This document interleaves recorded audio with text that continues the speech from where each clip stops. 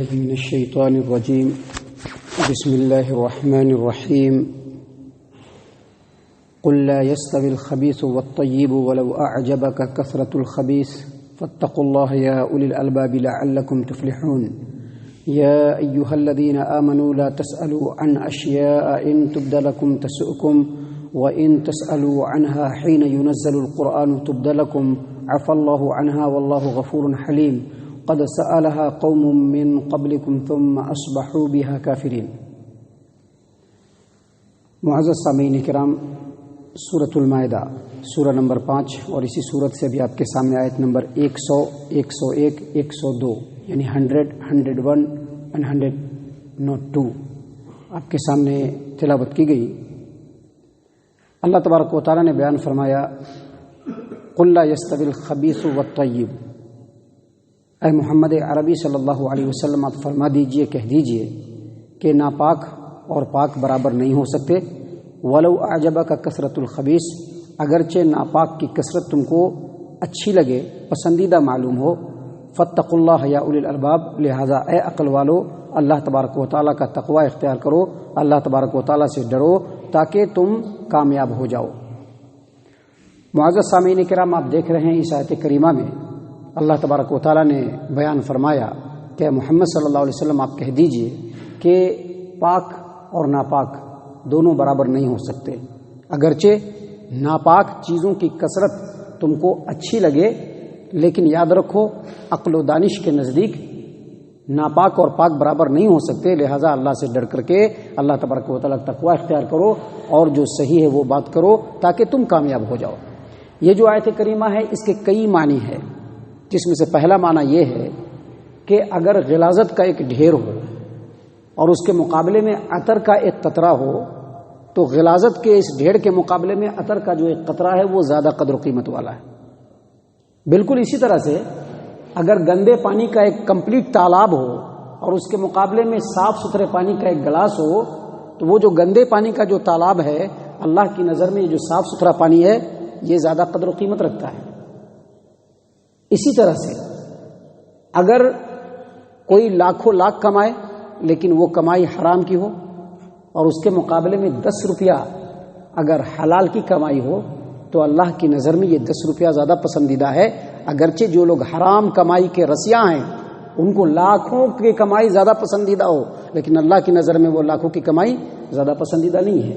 اسی طرح سے اگر نافرمان اور بدکار لوگوں کا ایک کمپلیٹ لشکر ہو، اس کے مقابلے میں اللہ تبارک و تعالیٰ کے متقی اور پرہیزگار لوگوں کی جو تعداد ہو وہ گنتی میں چند ہو، لیکن اللہ کی نظر میں جو چند لوگ ہیں یہ لاکھوں کے لشکر کے مقابلے میں زیادہ بہتر ہے. اللہ تبارک و تعالیٰ نے اسی بات کو یہاں پر بیان فرمایا ہے اور کہا کہ جو عقل رکھتے ہیں، جو دانش رکھتے ہیں، جن کے پاس اللہ تبارک و تعالیٰ نے شعور دیا ہے، وہ نیک اور پرہیزگار لوگوں کو ہی یا اچھے اور پاک چیزوں کو ہی اچھا سمجھتے ہیں، دونوں کو برابر نہیں کرتے ہیں، دونوں ڈفرینس کو ڈفرینس ہی رہنے دیتے ہیں. لہذا اے لوگوں اللہ تبارک و تعالیٰ سے ڈرتے ہوئے وہی بات کہو جو انصاف کی ہے تاکہ تم کامیاب ہو جاؤ، اور اسی میں کامیابی کا امکان ہے. معزز سامعین کرام، آگے اللہ تبارک و تعالیٰ نے فرمایا، یا ایھا الذین آمنوا لا تسألوا عن اشیاء ان تبد لکم تسؤکم. اے ایمان والو، ان چیزوں کے بارے میں سوال نہ کرو کہ اگر تم کو وہ چیزیں بتلا دی جائیں، ظاہر کر دی جائیں تمہارے سامنے تو تم کو بری لگے. دراصل اس آیت کریمہ کے اس ٹکڑے میں ادب سکھلایا جا رہا ہے، طریقہ بتلایا جا رہا ہے سوال کرنے کا، کہ سوال کیسے کرنا چاہیے، کیا کرنا چاہیے، کس طرح سے کرنی چاہیے. ایسے سوالات تو ہرگز نہ ہو جن سوالات کے جوابات کی کوئی مطلب نہ ہو، اس کا کوئی فائدہ نہ ہو، اور اس چیز کو اگر ظاہر کر دیا جائے تو سننا مشکل ہو جائے. اس سلسلے میں کئی روایتیں ہیں، چند ایک روایت ہم آپ کے سامنے پیش کرتے ہیں. صحیح البخاری کتاب التفسیر باب قولہ تعالی لا تسألوا عن اشیاء ان تبد لکم. انس بن مالک رضی اللہ عنہ کہتے ہیں کہ نبی صلی اللہ علیہ وسلم نے ایک بار بہت بہترین خطبہ دیا. ایسا خطبہ ہم نے نبی صلی اللہ علیہ وسلم سے کبھی بھی نہیں سنا تھا، اور اسی خطبے میں نبی صلی اللہ علیہ وسلم نے فرمایا کہ جو میں جانتا ہوں اے لوگو، اگر تم وہ جان لو تو یہ تمہاری ہنسی بہت زیادہ، یہ ہنسی کم ہو جائے اور تمہارا رونا زیادہ آ جائے. صحابہ کرام میں سے کسی نے پوچھا کہ اللہ کے رسول صلی اللہ علیہ وسلم میرا باپ کون ہے؟ تو اللہ کے رسول صلی اللہ علیہ وسلم نے اس کے باپ کا نام اس کو بتلایا تو اسی پر یہ آیت کریمہ نازل ہوئی لا تسألوا عن اشیاء ان تبد لکم تسؤکم. ایسی چیزوں کے بارے میں سوال نہ مت کرو کہ اگر ان چیزوں کے بارے میں تم کو بتلا دیا جائے، ظاہر کر دیا جائے تو وہ بات تم کو بری لگے. اس سلسلے کی ایک اور روایت ہے جس کو امام ابو جعفر ابن جریر طبری رحمہ اللہ اپنی تفسیر الطبری کے اندر نقل کرتے ہیں قتادہ سے اور وہ انس سے.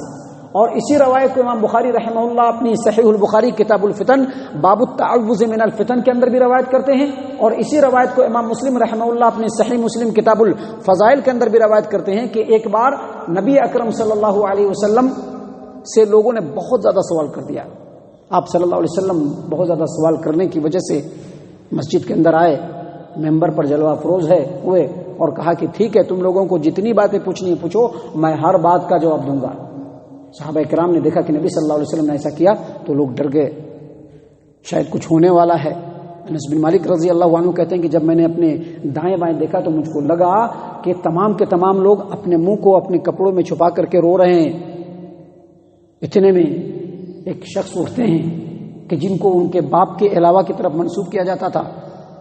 اس نے پوچھا کہ اللہ کے رسول صلی اللہ علیہ وسلم میرا باپ کون ہے؟ تو کہا کہ تیرا باپ حذیفہ ہے. عمر بن خطاب رضی اللہ عنہ فوراً اٹھے اور کہا کہ اللہ کے رسول صلی اللہ علیہ وسلم، ہم اللہ تبارک و تعالیٰ کے رب ہونے پر، دین اسلام کے دین ہونے پر اور محمد عربی صلی اللہ علیہ وسلم کے رسول ہونے پر راضی ہو گئے. تو نبی صلی اللہ علیہ وسلم نے فرمایا کہ آج مجھ کو وہ تمام باتیں دکھلائی گئی ہے جو اس سے پہلے کبھی نہیں دکھلائی گئی. مجھ کو جنت اور جہنم دکھلایا گیا، حتیٰ کہ اس دیوار کے باہر کی چیز بھی مجھ کو دکھلائی گئی. اسی طرح سے ایک اور روایت ہے جو صحیح البخاری کتاب التفسیر باب قولہ تعالی ولا تسألوا عن اشیاء ان تبد لکم کے اندر ہے کہ عبداللہ ابن عباس رضی اللہ عنہما روایت کرتے ہیں کہ بعض لوگ نبی صلی اللہ علیہ وسلم سے ایسے ہی سوال کیا کرتے تھے. ٹیسٹ کرنے کے لیے سوال کرتے ہیں نا.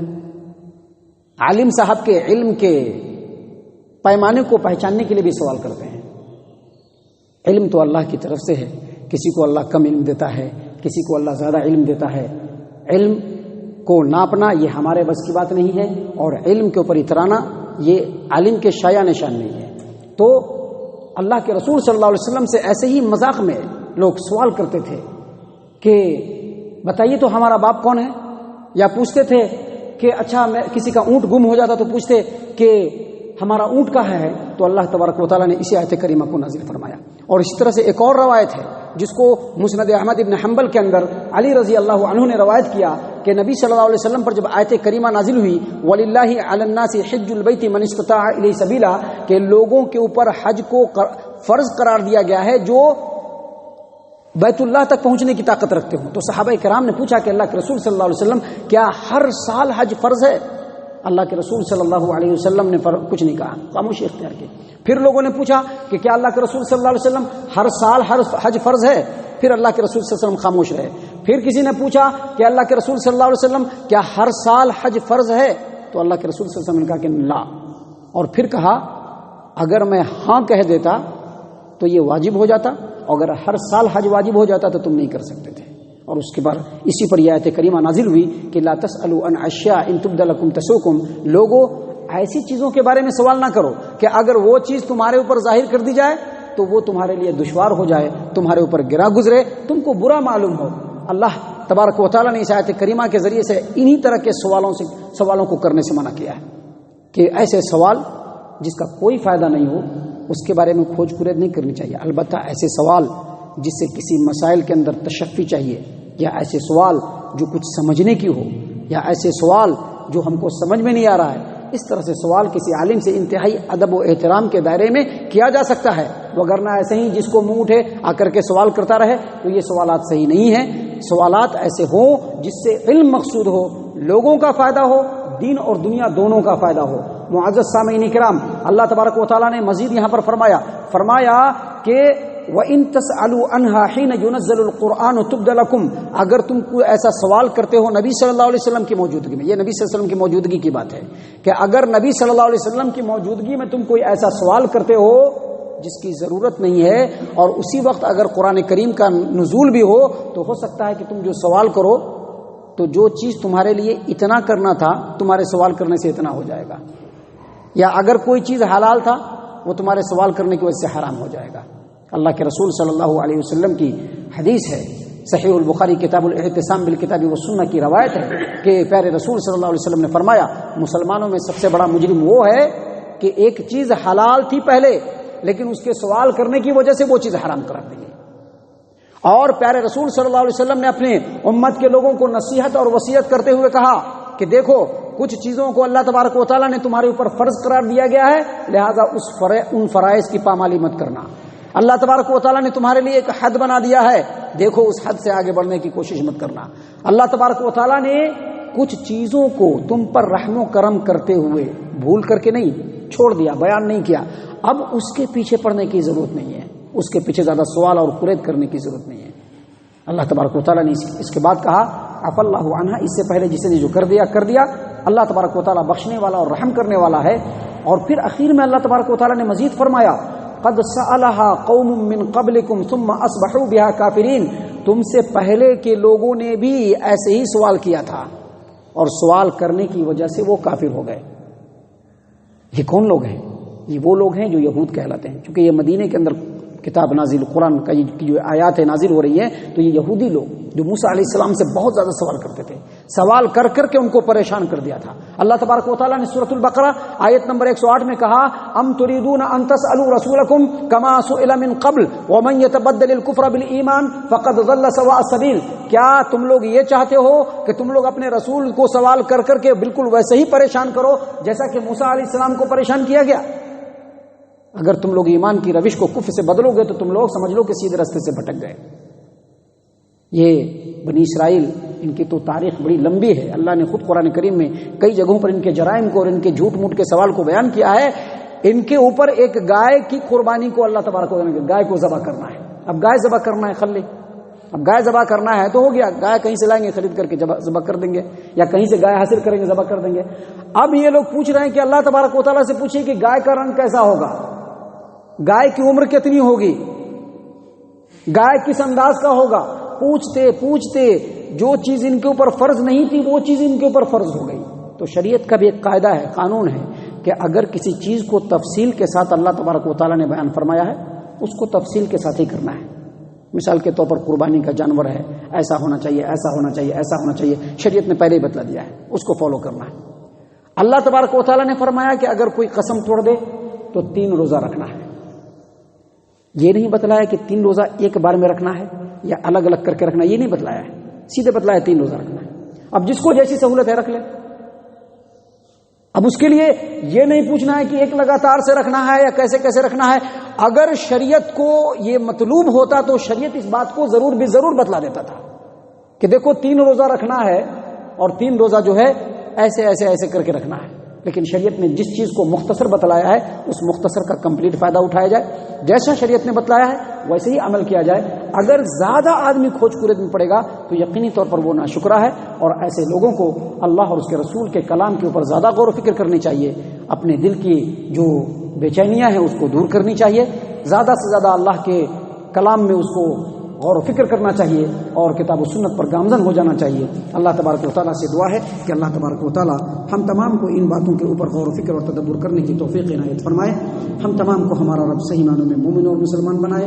اللہ تبارک و تعالیٰ ہم تمام کو جنت الفردوس میں جگہ عطا فرمائے۔ اے اللہ ہم تمام کو جہنم سے پناہ دے، اے رب العالمین ہم تمام کو جہنم سے پناہ دے، اے مالک الملک ہم تمام کو جہنم سے پناہ دے، آمین یا رب العالمین۔ وما علینا الا البلاغ المبین۔